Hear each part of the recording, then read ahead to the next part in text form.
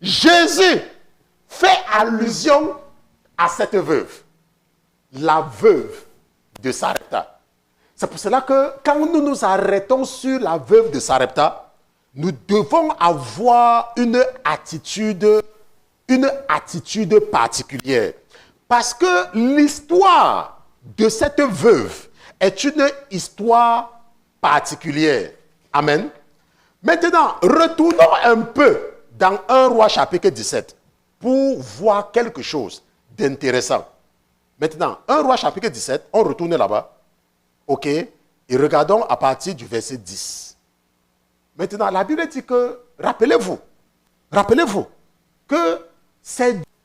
Mais quand Élie arrive, voilà ce qu'il a. Il dit à la veuve. Il part à Sarepta. Et il dit, oh, il y avait une veuve. Il dit à la veuve, apporte-moi l'eau. La veuve court pour apporter l'eau, parce que vous savez que l'eau est gratuite.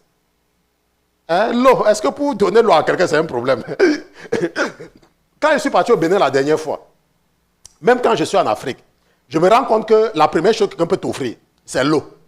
Parce que l'eau, c'est gratuit. Hein? L'eau, tout le monde peut te donner l'eau. Mais maintenant, la Bible dit que quand elle veut partir, il lui dit, prends dans ta main une bouchée de pain pour moi. Maintenant, regardons le choc de Élie.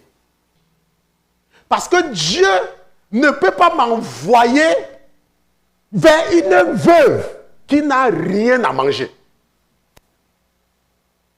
Parce que Élie, quand il vient voir cette veuve, il a l'assurance que quoi? Que la veuve là, c'est une veuve riche. Pourquoi? Parce que nous savons qu'il y a des veuves riches. Nous savons qu'il y a des veuves qui sont riches. Ce ne sont pas toutes les veuves qui sont démunies. Mais Dieu dit à Élie que j'ai commandé à une veuve de te nourrir.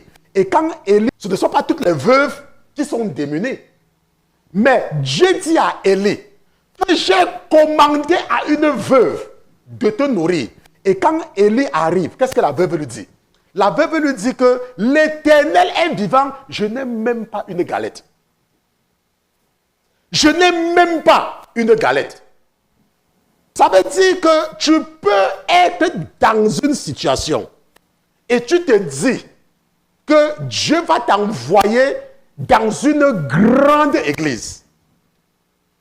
Mais l'Esprit de Dieu t'envoie vers un pasteur que personne ne connaît. Et quand tu arrives là-bas, il n'y a même pas les chaises pour s'asseoir. Il n'y a même pas les chaises.